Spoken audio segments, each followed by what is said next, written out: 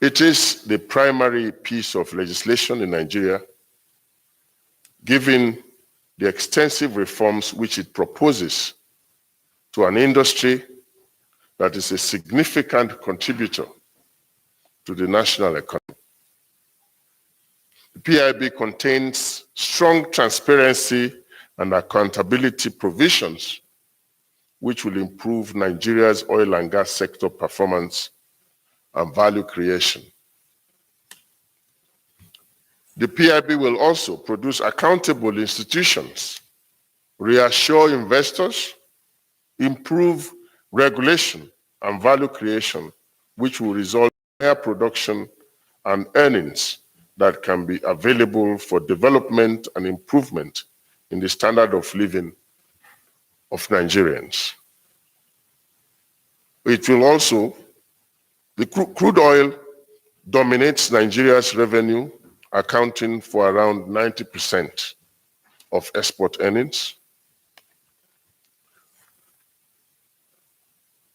What are the objectives of the PIB? That is the second question.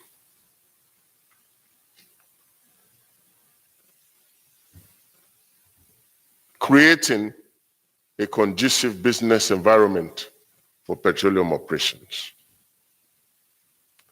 Transforming NNPC into a viable, commercially oriented, and self-sustaining national oil company.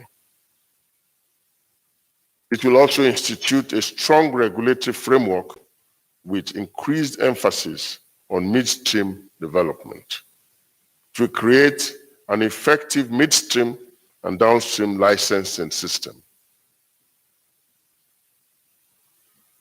And it will also assist host communities in achieving direct socio-economic benefits from petroleum operations. To also enhance exploration and exploitation of petroleum resources for the benefit of Nigeria. To optimize domestic gas supplies, particularly for power generation and industrial development. To establish a progressive fiscal framework that encourages further investment in the petroleum industry while optimizing the revenue accruing to government.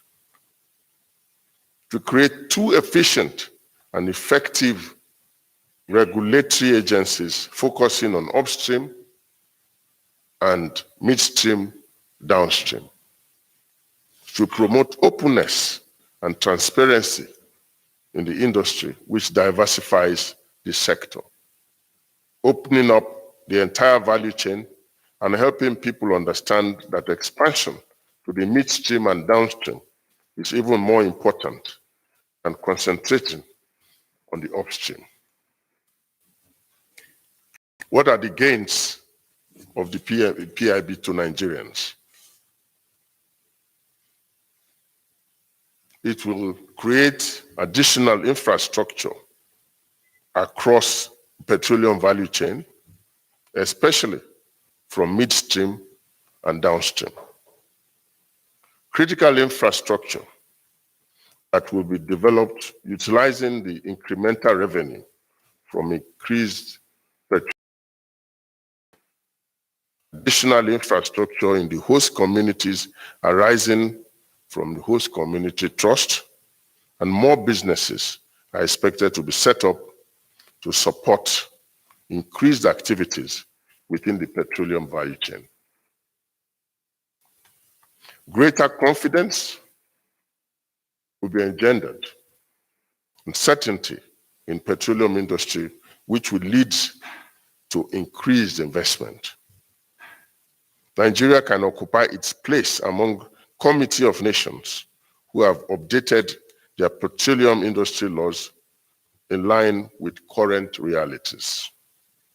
The bill also enabled a structured monetization of fossil fuel resources before the whole world turns to renewables.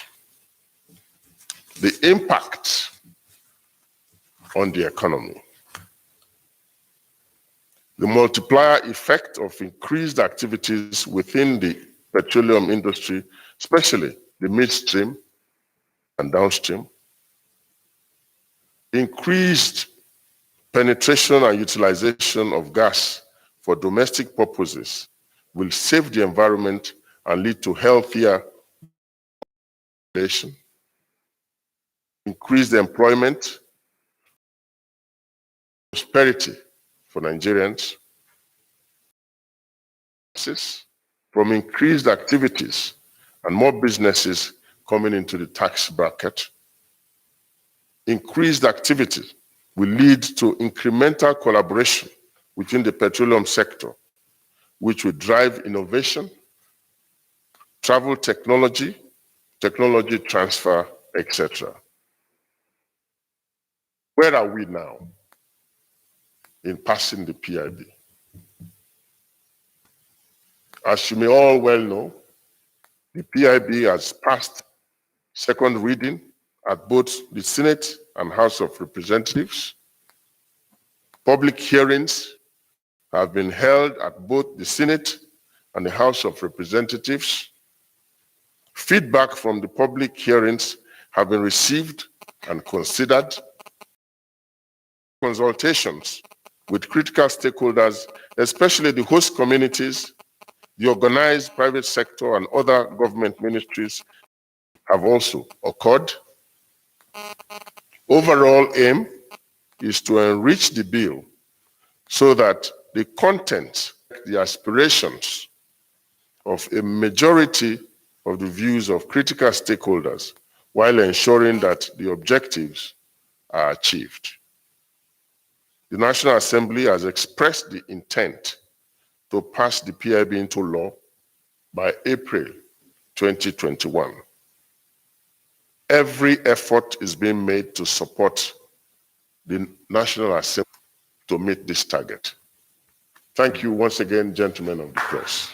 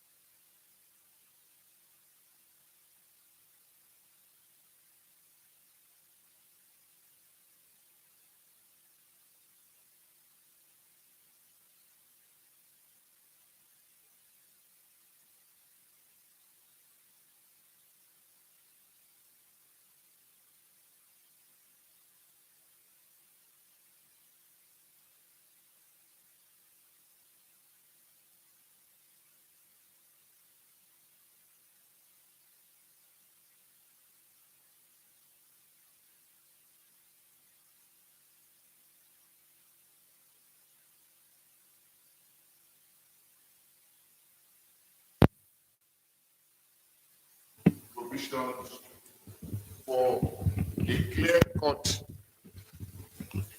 Okay, thank you. A clear-cut transition from fossil or fuel to renewable energy. Number two, we also believe that the provision of 10% acreage rent to subsidize petroleum exploration in the frontier basins for reserve tend to move towards settling political issues and addressing the critical problems of solving the nation's economic challenges.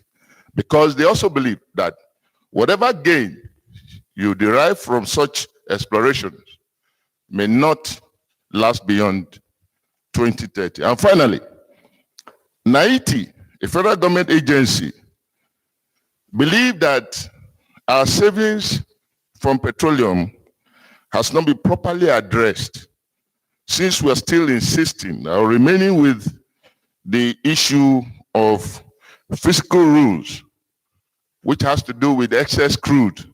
That's the only savings we have as it is for now. You may want to clear the issues, because they say Angola, a small country like Angola, set aside 10% of their daily earnings from production as compulsory savings.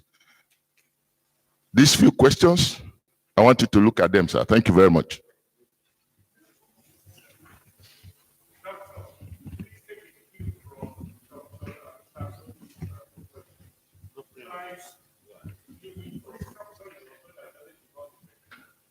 No, it's not. Okay, thank you very much. So I want to seek some clarity to a few activities that you're. Okay, Nigerian Tribune. My name is Dr. Leon Usigbe.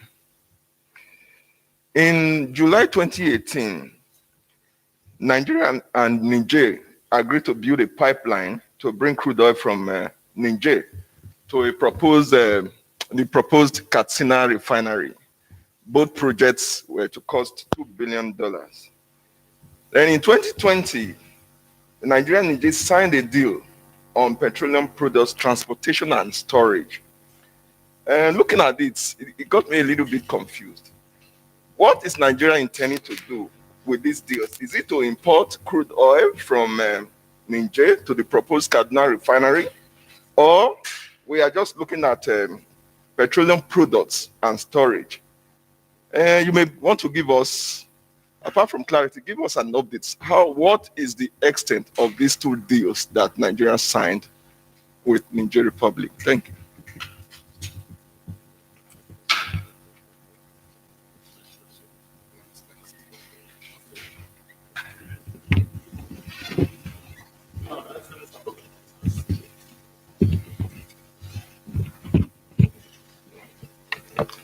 Honourable Sir, my name is Felix Onwa. I'm from Reuters. My question is, will Nigeria allow Shell and Eni to keep the license of OPL 245 despite many corruption allegations, or will it rescind it or decline the renewal?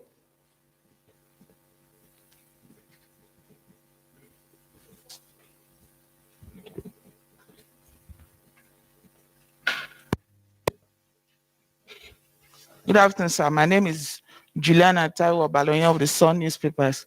My question is, why is government saying deregulation and privatization on one hand, and at the same time budgeting billions to repair refineries?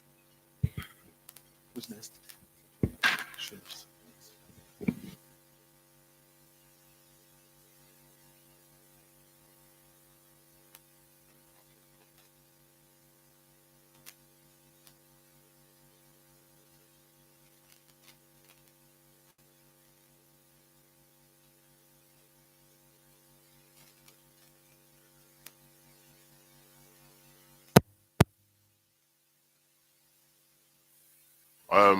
Thank you very much, gentlemen of the press. Let me introduce some members of my team so that you will not be surprised when I throw some of the questions to them.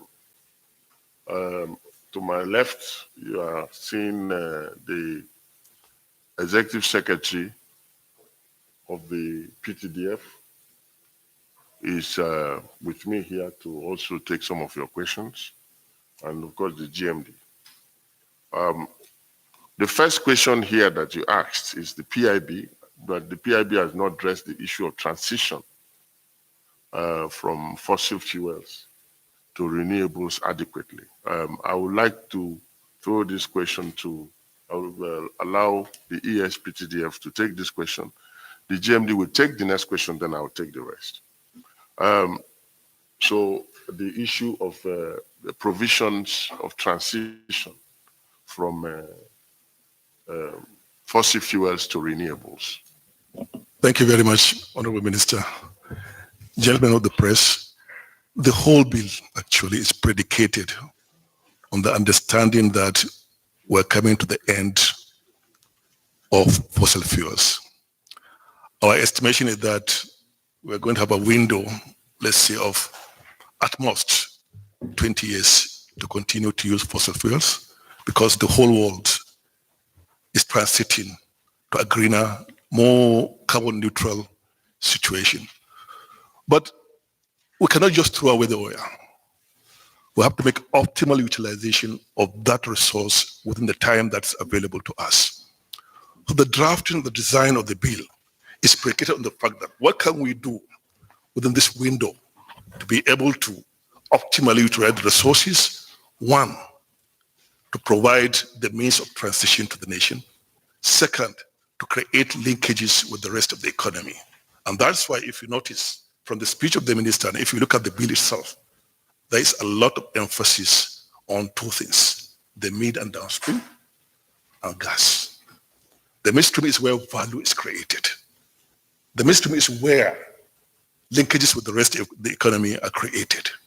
And the whole idea is the midstream will provide us with fertilizer, with power, with gas-based industries. And this is what will lead to the necessary growth of the economy to be able to move seamlessly into a new era of low carbon utilization. But beyond that, gas is the bridge between the current fossil fuel-based present and to the future, which is greener.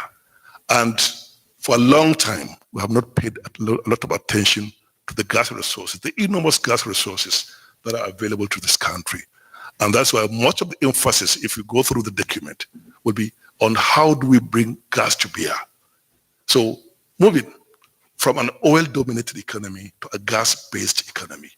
And that's why the minister has done a lot in declaring the next 10 years to be the years of gas. And the PIB try as much as possible to capture this aspiration. Thank you very much.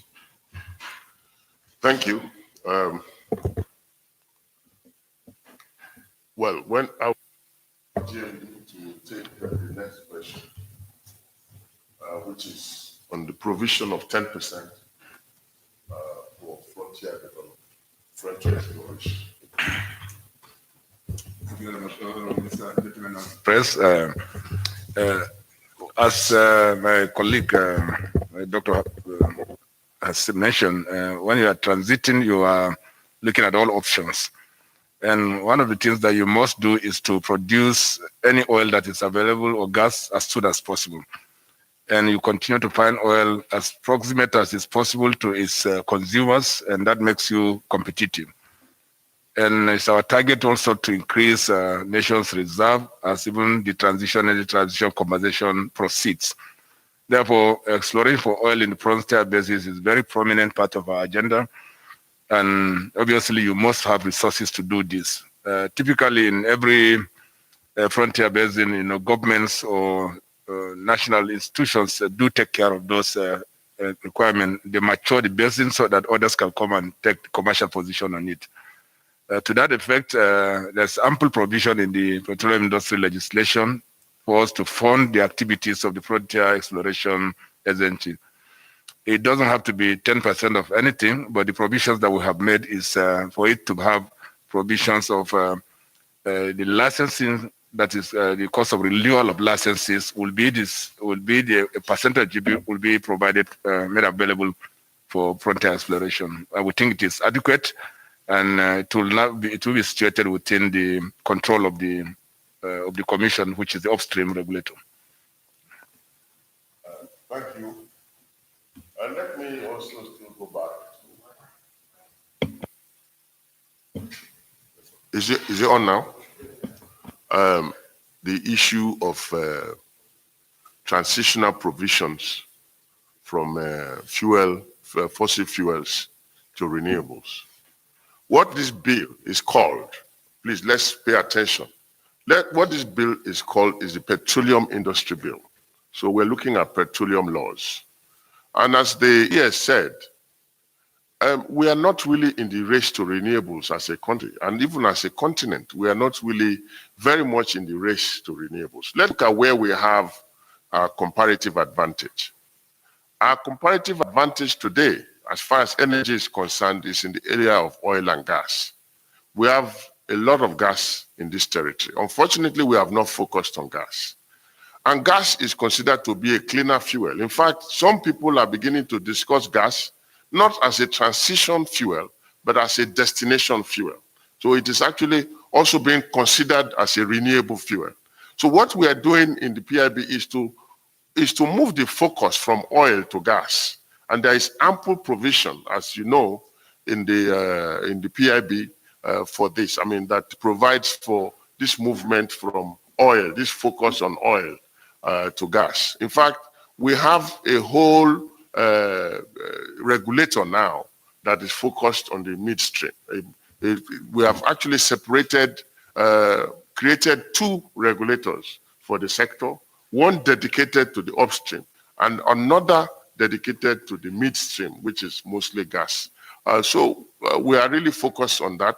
And we should now begin to see gas as part of renewable fuel, at least in our own context. And that's what I always advocate internationally. I say, look, they cannot expect to pigeonhole us and then say we should go into biofuels. We are not, that is not our area of strength. We will concentrate as a country in our area of strength, which is gas. And that's really where we have the provision. Okay, even if they consider gas as a transition fuel, then we are going to be very strong in that area.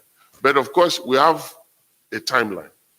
The outlook is that oil is going to account for about 50% of the global energy mix in the next 20 years. So let us try and see how we can focus and get out as much oil as possible so that we are not able to, we will not be left with too much oil in the ground when the global world, when the rest of the world has moved away from oil. And that brings us to the next question of frontier basin. That is why we must make sure that we go everywhere we can find oil to get it. And it is called frontier territory. That means it is a new territory. It is not explored yet. So you don't expect business people to go and risk everything. We as government must lead the business so that we can at least prove the territory. And once we are able to prove that territory, then other investors will come in and take over. That is the whole idea. That's why we are saying, let us go there. Let us find as much oil today as we can find, because coal did not finish in the world before the world moved on. If we do not produce the oil, the world will move on and we'll have the oil in the ground. That's why we say, look, let us now go ahead. There is a lot of new technology now. Oil is being found in places where we could not find it before because there was no technology for it. Now the technology exists. Let us go around the whole country, not only in the Northeast, we're going around the whole country to look for oil now, so that whatever oil we have in the ground is produced before the world moves beyond oil. Now, Nati, you said, believes that our savings in petroleum have not been addressed. Well, I think this issue of excess crude is not an issue that I can discuss because it's a national issue, a structural issue. I would say that I cannot really go deeply into discussing this issue of Nati and savings from crude and so on. That is not really within my purview, if you agree with me. Next, you said there was an agreement between Nigeria and Niger to bring oil to Nigeria, to a refinery, and then there was another agreement between Nigeria and Niger. Well, you know that Niger is a smaller country. In terms of oil, it is also younger because Nigeria is more experienced in this sector than most countries in Africa. So you find out that some of these countries have their constraints. Of course, we have this agreement with Niger, but they have their constraint as to how to deliver the crude because of the contracts they have with the Chinese. So if we realize that they have constraints, we can change. So the whole idea is Niger has a 20,000 barrels per day refinery, which is even bigger than their consumption. And there is already a lot of illegal trading going on between the Niger and Nigeria border. So what we want to do is to see how we can legalize it. Niger is our neighbor, just like every other neighbor. We want to begin to create business with our neighbors. What ECOWAS is trying to encourage and what AU is trying to encourage is interregional trade so that we can begin to trade among ourselves. So if Niger Republic has something that they have excess of, then we can buy from them. So that already Nigerians are buying from them. So why don't we legalize it? That is the whole idea. So, and of course, Nigeria has a lot that Niger is also buying as well. We are just trying to encourage interregional trade between with our neighbors. It doesn't matter whether it's Niger, it can be Chad, it can be Benin Republic, let us try as Africans and West Africans to begin to trade among ourselves. That's what we are trying to encourage. You talked about OPL 245, whether it will allow Shell and ENI to keep this asset. We are still discussing with the legal people. We know that there is already a judgment, but the Attorney General is still discussing with us, and they are looking at the judgment, and of course, we'll come back to you with the interpretation of the Attorney General on this matter. The regulation was deregulation and privatization. Why are we still going, if we are deregulating and we are talking about privatizing, why are we going ahead with rehabilitating the Port Harcourt refinery? I think everything goes together. I have always said in all my interaction with the media that one of the reasons why our refineries cannot function is subsidy. Because you cannot be refining at a cost and selling at a subsidized rate. Now that constraint will be taken away by deregulation. That is the more reason why we must fix our refinery, so that our refineries can now function optimally. So the two go together. And in terms for privatization, I always say, look, what is better? To sell, to privatize a non-functioning refinery or to privatize a functioning refinery? A functioning refinery will definitely fetch more for the government than a non-functional refinery. That is why we feel that we have to rehabilitate this refinery, and then government will decide what to do with it, whether to privatize it or whether to commercialize it, whether they want to concession it. That is for government to decide, but that will be the next at the next level.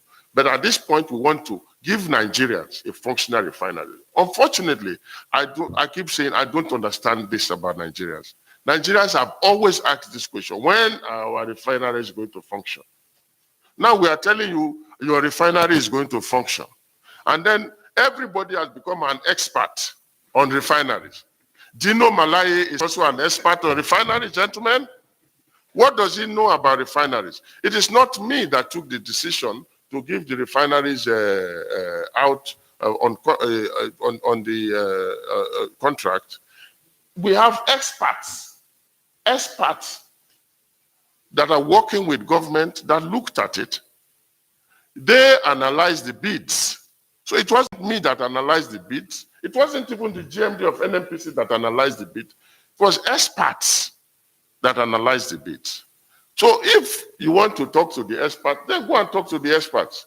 But you don't come out and become an expert yourself when you are not an expert. Because at least I am very clear, if there is nobody I know, I am very sure that Dino Malaye is not an expert on refinery. So it's unfortunate, but what we are going to give Nigerians is a functional refinery. What will come after that will be also another discussion. Thank you, distinguished gentlemen of the press.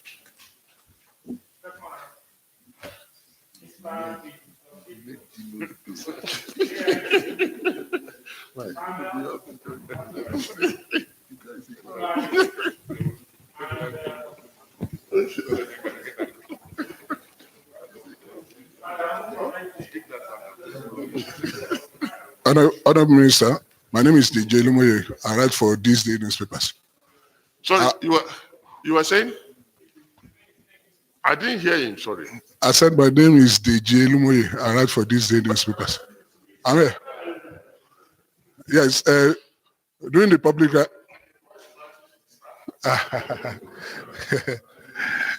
during the public hearing for the PIB recently, the host communities raised some objections to the provisions of the bill.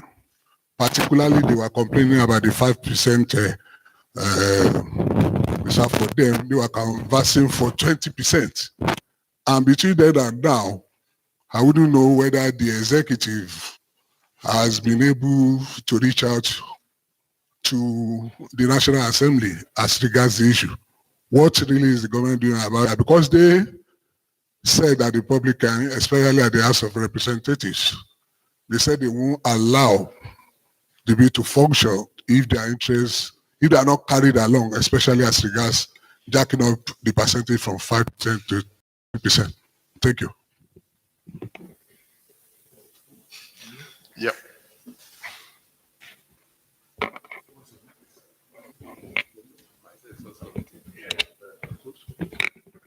Honourable Minister, sir. Honourable Minister, sir. My name is Yemi Adebayo from AIT. My question is going to toe the line of Mr. Dejelumo, we recently have now. Still talking about these host communities, about the percentage they are asking for. You discover that currently now, the 7th Assembly up to the 8th Assembly have been reducing the percentage. Now we have 2.5%. And they claim that they are the ones who perhaps will bear the brunt of the negative impact of oil exploration in their communities. What is the government doing in this regard? Is there a plan to actually review some of these issues? Thank you.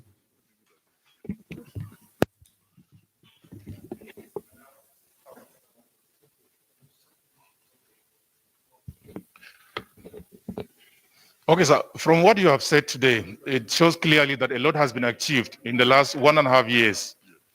My name is Adamu Sambo of the NTA. Yes, please. From what you have said today, sir, a lot has been achieved in the last 1.5 years since you came to office. Looking back, sir, what would you say you are most happy about, and what have been the regrets? Good afternoon. My name is Gloria Umezuke from Channels. Well, speaking of subsidy, I wanted some explanation, some clarification. About 2 weeks ago, PPRA published new pricing for petrol to be sold at retail outlets, ranging between 209 and 212. And so they pegged this and even landing costs about 189 per liter. And so given that, I mean, subsequently, that was explained that this would not influence price hike, but instead it's just a reflection of market reality.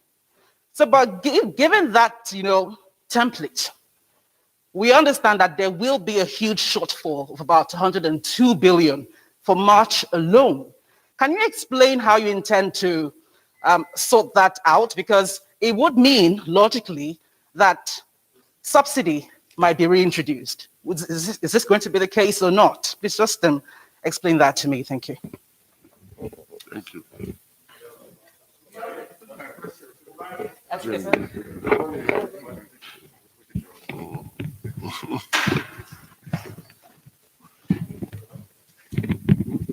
Minister, sir, my name is Ubale Musa. I report for Deutsche Welle Radio. My question has to do with your transition to gas. A concern to me is the price of gas today in Nigeria. Our expectation is that since you are encouraging people to go to gas, there's going to be a knockdown effect on the price of gas. On the contrary, what we are seeing today is hike in the price of gas. The last I bought gas, I think it's about 4,500 for this 12.5 kg. What are we going to do to ensure that you are encouraging local consumption so that there will be that transition, the genuine sense of transition? Thank you. Can we take these ones now? Before, these are 5%.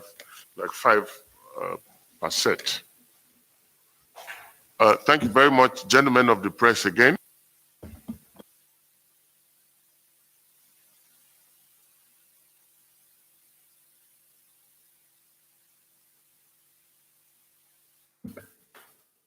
I don't know. Is it on now? Thank you very much, gentlemen of the press, for all the questions. And the first question is on host communities. The second also is on host communities. And for me, this is a very sore point. So I will not take these questions myself. I will allow my colleagues to take these two questions on the host communities. Because I am also from a host community myself. So I'm an interested party. So let my colleagues take these questions, please. Thank you, Honourable Minister.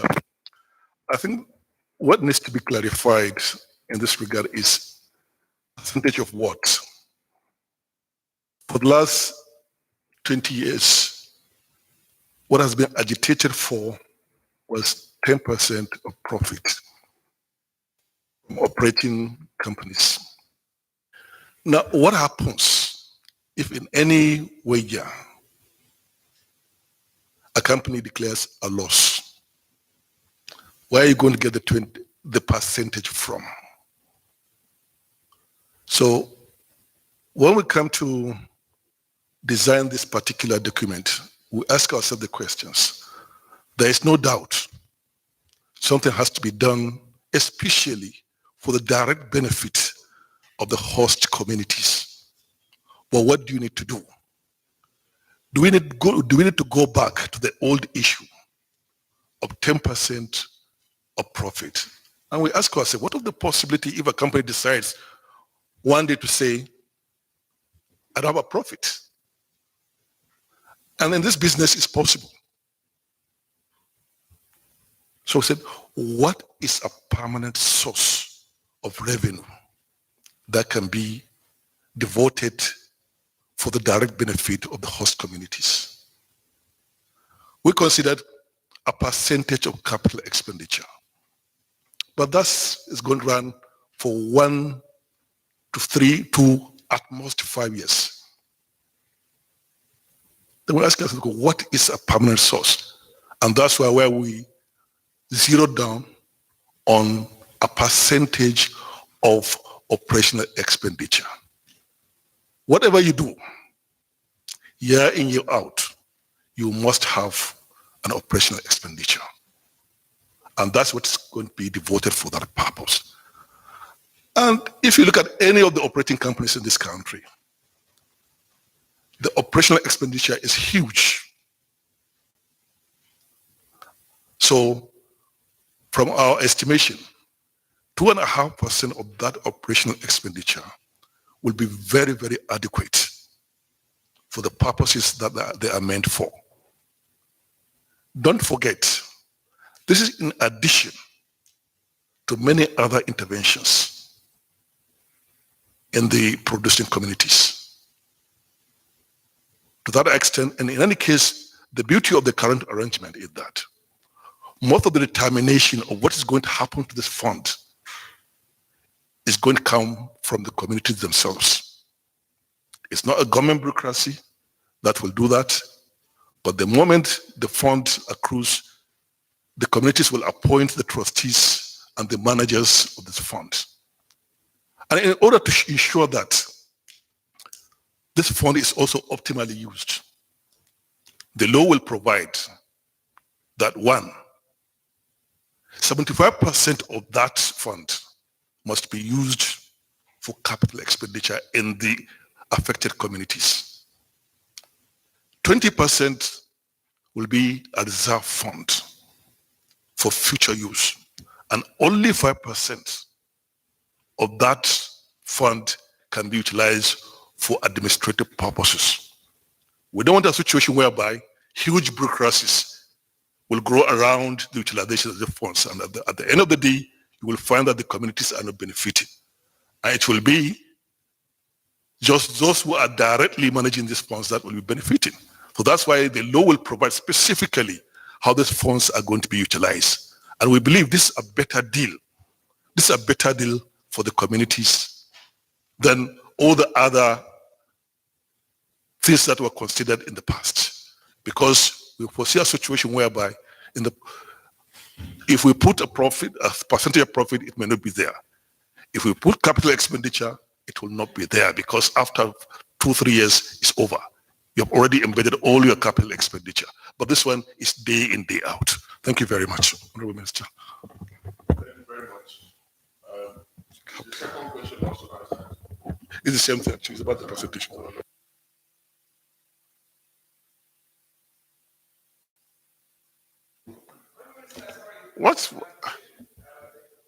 Yeah.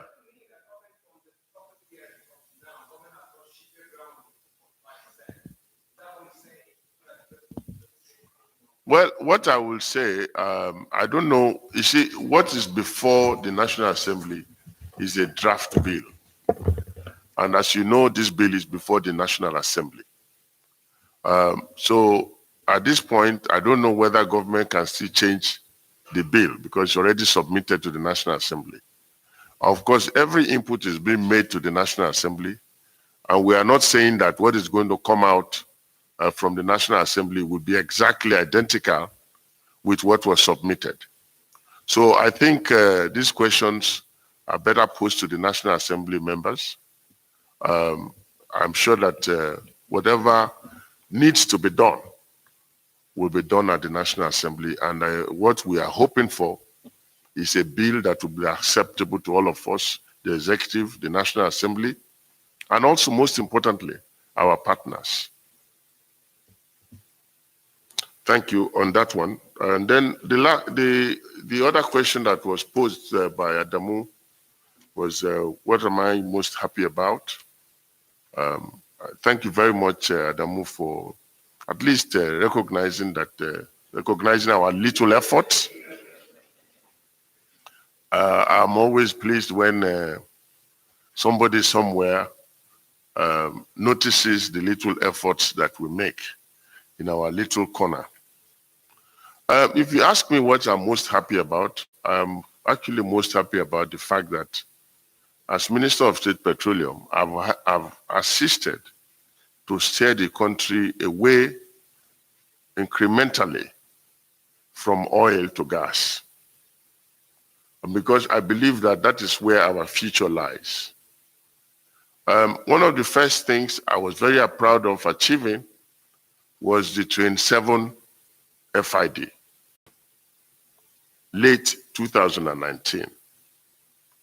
And then, of course, the AKK gas pipeline was one thing I was also very, very happy about. Then, of course, the National Gas Expansion Program, leading to the launching of the Auto Gas Program, and now moving on to the MDCs, the Domestic Gas Program, which will be launched very soon, to the declaration of this decade, the decade of 2021 to 2030 as the decade of gas.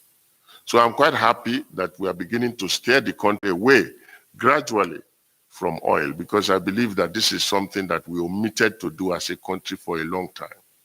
And this is really where the linkages with the economy happens mostly.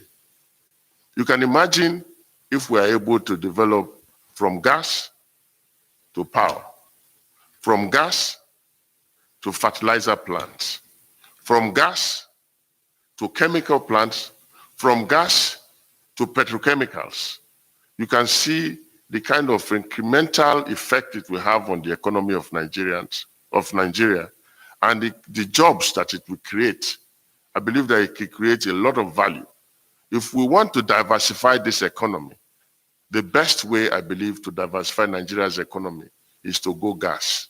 And I'm very happy and proud that I'm part of a team that has steered this country towards this most important segment of our industry. Thank you.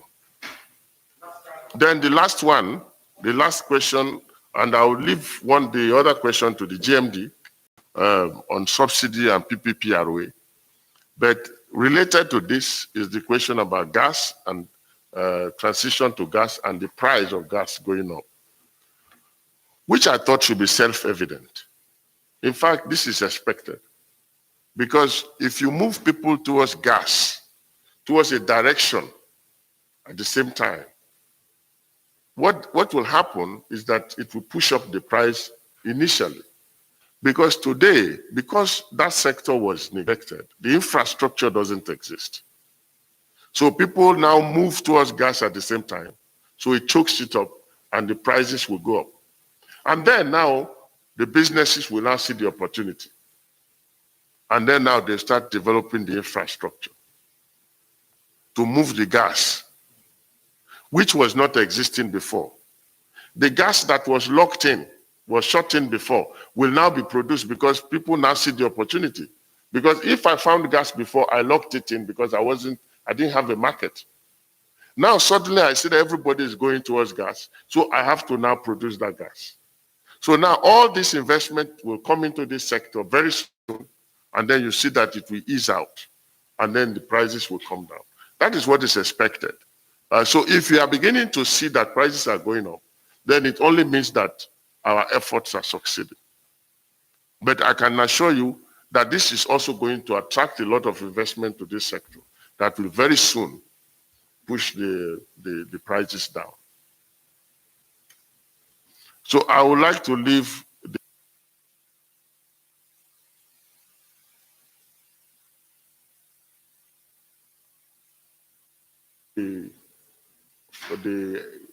the excess figures now.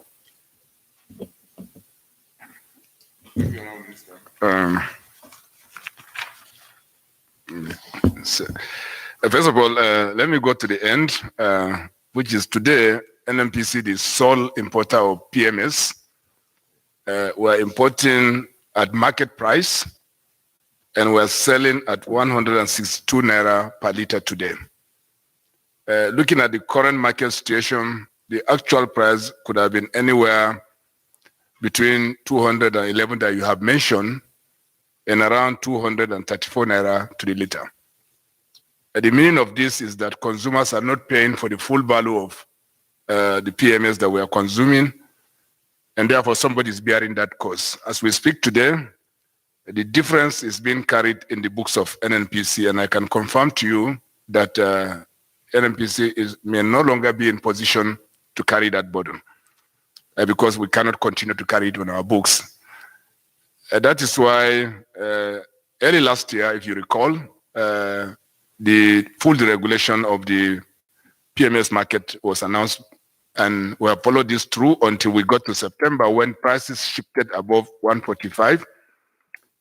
Some social issues came up, particularly with trade unions and other civil societies, leading to an engagement between us and organized labor, which prevented the eventual implementation of the actual market price of the petroleum product at that time. Those engagements are continuing, and the objective of those engagement is actually not to prevent the regulation, but to make sure that there is sufficient framework on ground to ensure that consumers pay for the actual price of this product and that they are not exploited. And secondly, to also put some relief on the way such that the effect or potential effect of a PMS price increase are not transferred to the ordinary people. And in that respect, as my minister has mentioned, part of it is to deepen the autogas program. The autogas program will be able to deliver alternative fuel for vehicles, including keke napevs, such that the price you will pay for per liter equivalent will probably be about half of that of PMS at its current price, and surely below the 162 naira per liter that we are seeing today. So those engagements have been matured so that we can deliver on the promises of government to make sure that alternative fuel is created. Certain benefits are put on the table which will ease out any pain that will bring. So as we speak today, I will not say we're in a subsidy regime, but we're in a situation where we are trying to exit this subsidy or the underpriced sale of PMS until we come to in terms of the full value of the product in the market. What is also useful is a very good opportunity to also say that PMS today sells across our borders anywhere above 300 naira to the liter, any of our borders, any of our neighbors, and in some places up to 500 to 550 naira to the liter. And I'm sure you have seen in very, very media, I just saw one today that in some countries, the Nigerian fuel is the alternative fuel. In fact, the primary fuel, and we're supplying almost everybody in the West African region. I know also that it's very difficult to continue to afford this because we have our own issues, and that's why eventual exit from this is completely inevitable. When that will happen, I do not know, but I know that there are engagements that are going on. Government is very considerate about the natural impact of price increases to our transportation and other consumer segments of our society. And as soon as those engagements are taken to very logical conclusions, but I'm sure that the market price of these PMS will be allowed to play at the right time. And I hope this answers your question.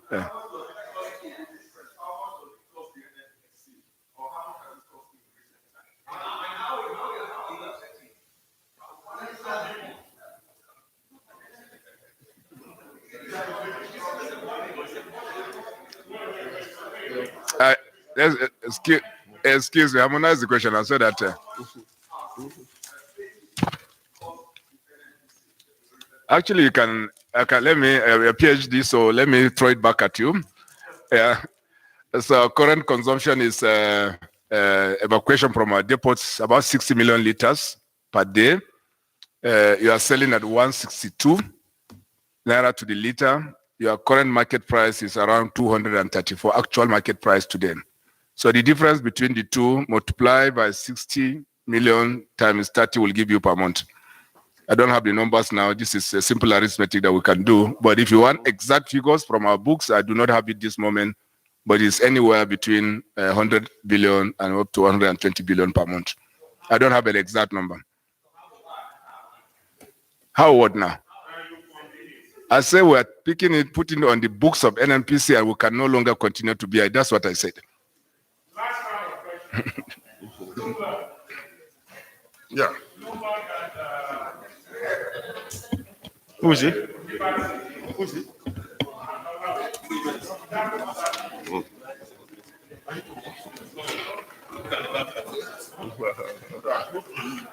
Exactly, but you shouldn't have even gone ahead. Once you have said that, you should do the arithmetic or something. Thank you.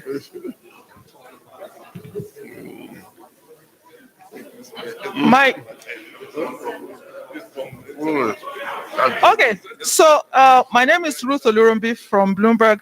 My questions are, when will the negotiation with the labor, do you know when that will end? And with DSDP, will it be phased out? And import of fuel, will that be open to private sector? And the last one is that, do you have any updates on the marginal field round? And how much does Nigeria seek to make from signature bonuses? Thank you.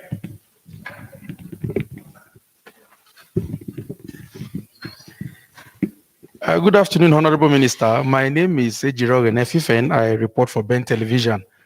My question is, at the risk of sounding like a professional in the oil industry, expert, the assumption out there is that these refineries are archaic and they cannot work. And putting money into these refineries is just like carving a rotten wood.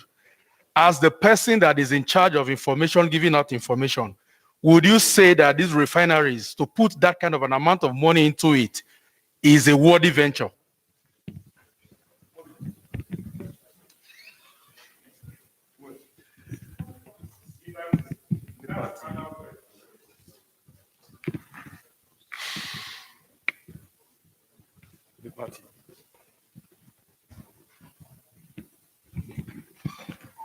Good afternoon, sirs. My name is Hassan Umar Farouk. I report for Liberty Radio and Television.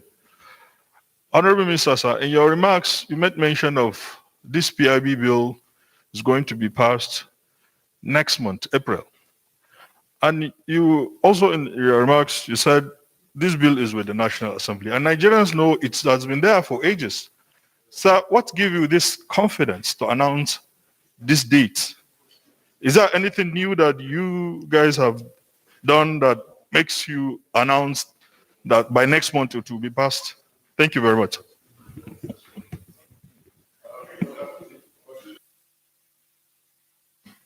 Okay. Is it on now? Yes. Okay. Thank you very much. Considering that this is going to be the last set of questions, I would just say that the GMD is going to take the question on DSDP, and then maybe part of the question on the engagement with labor. On the issue of marginal fields, I would like to say, I already said in the press before, that the process has been completed.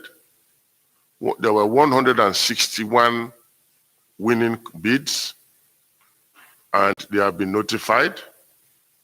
And we've started receiving signature bonuses being paid by the winners.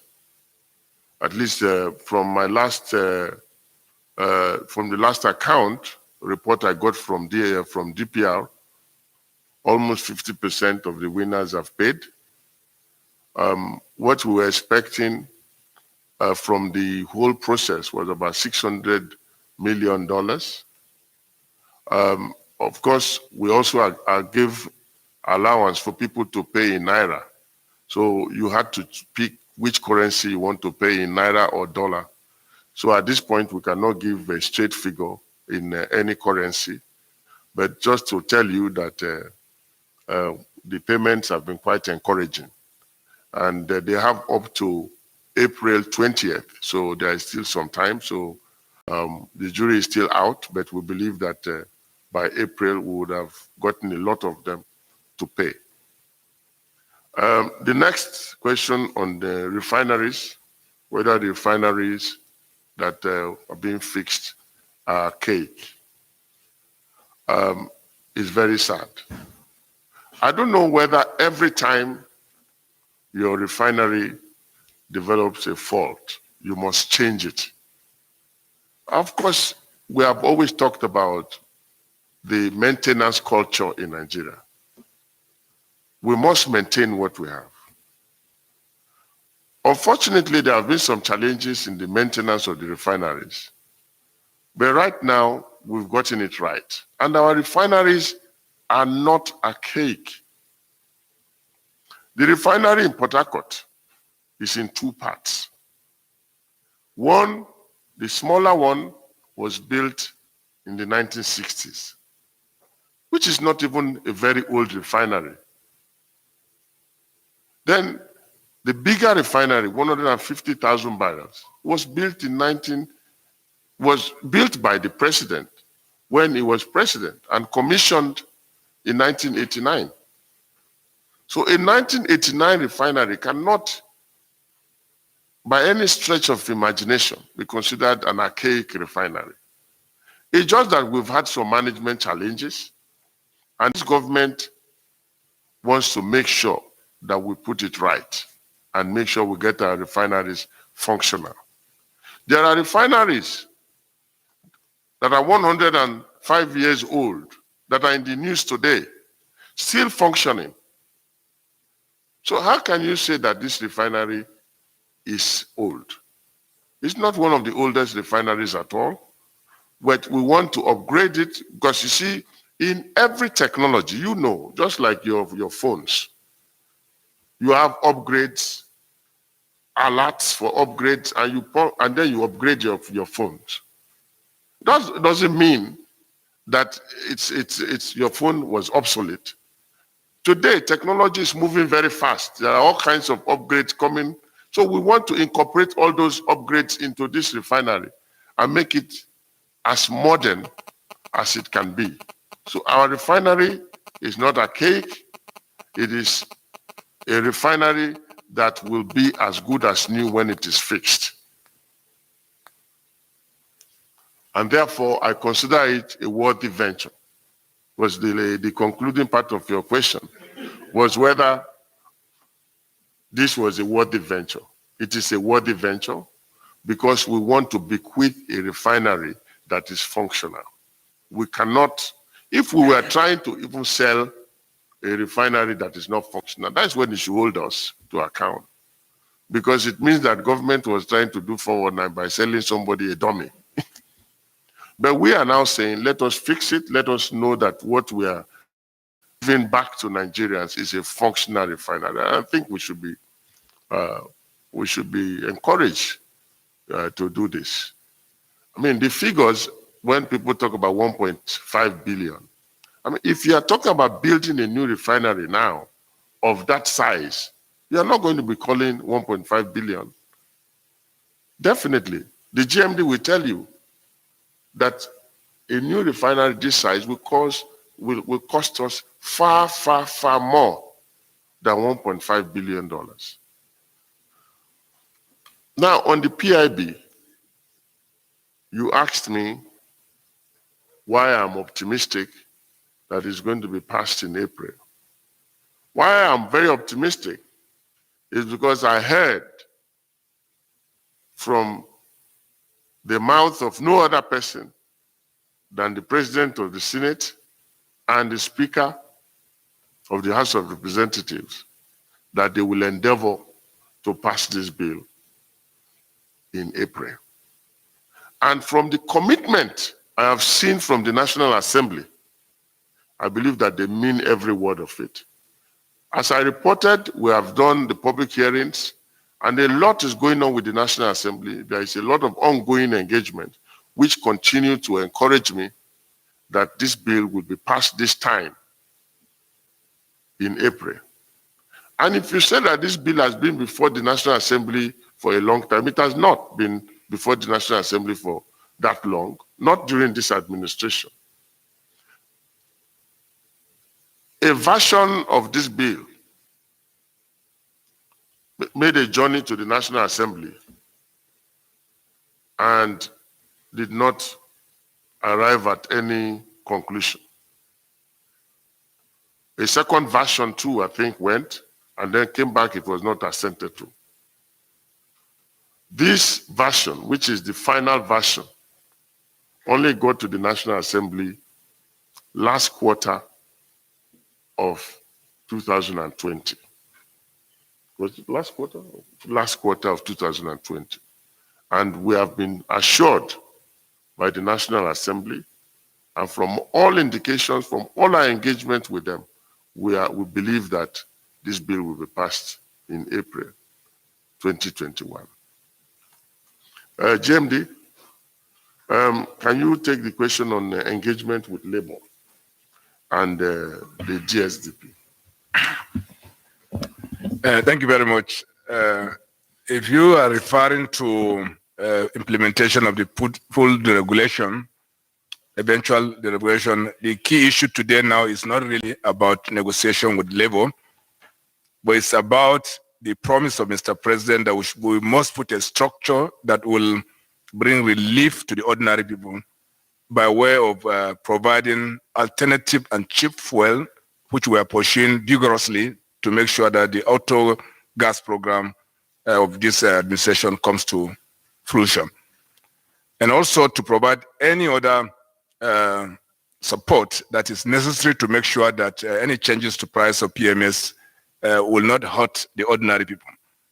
And thirdly, to make sure that in terms of pricing, you are able to make sure that price is at the best price that is possible in the market, such a way that when oil marketing companies commence import, which I would like to connect this to that question on the oil marketing companies, then we will be in position to assure Nigerians that the price they are paying for is the actual value of the PMS that they are buying. And this also is tied to the question around the DSDP. DSDP is the process that we are using today to essentially sell our crude oil to oil marketing companies, and they will sell back PMS to us in exchange for the crude oil that they are taking from us. This is the framework that is on ground today for the purpose of importing PMS into the country. And because NNPC is doing it 100%, you are seeing all the exposures are with the NNPC. So upon the full implementation of the regulation, we will expect the oil marketing companies will immediately commence import, even now, so that that burden of import will be taken away from the NNPC, or even the supply, even when local refining is made available. So the NNPC will not be the sole supplier of PMS into this market. So once this situation arises, you will assure that the DSDP program will automatically vanish, because you will have no further need for it, because market forces will now determine the import and export.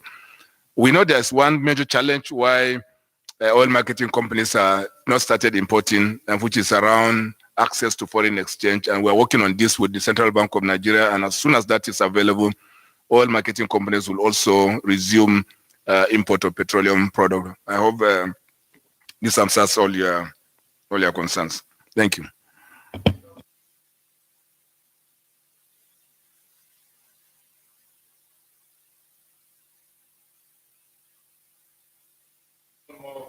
Member of the high table who has not been introduced, and I'd like to introduce Dr. Nuhu Yakub, Senior Special Assistant to the President's Office of the Chief of Staff in charge of Natural Resources.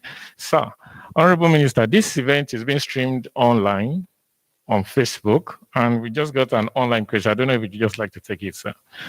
Naji Hidis says, how is the PIB positioned to tackle the concerns of the oil host communities with the agitation on the management of the host community fund as recommended by the PIB.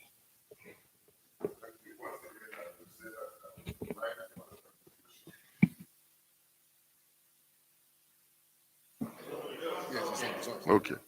Yeah, I will also give it back again, but this time maybe the GMD will take it since the ES PTDF took it the last time.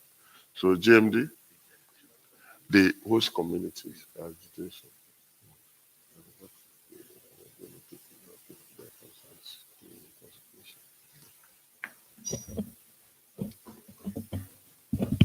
Thank you very much. I think without being repetitive, we know that what we call in the industry license to operate.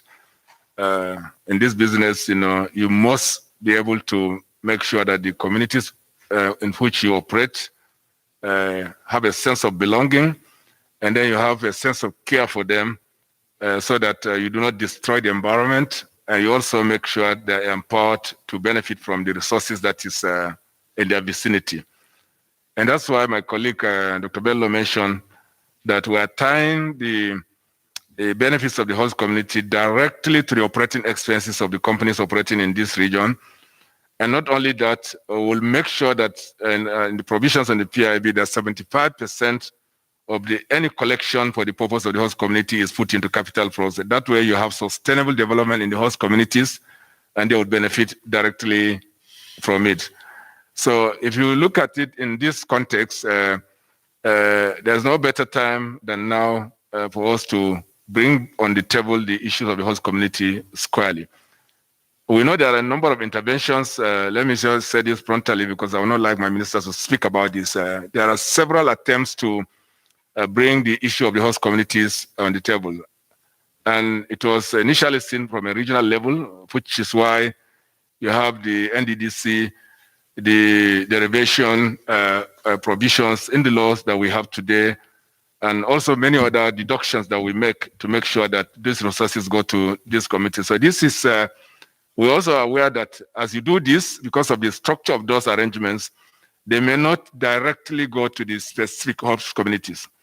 And that is why we're also making this specific provision so that the host communities will be really in line of sight around what happens in their community, and they can take care of the developments in their region. I hope this answers the question.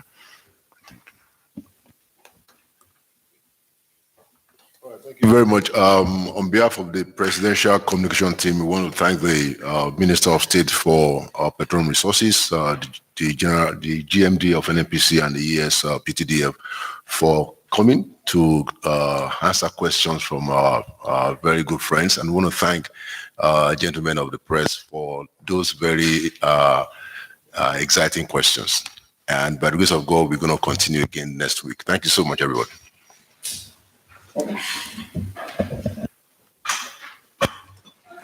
Thank you. Thank you so much. Thank you so much. So this is what you expected.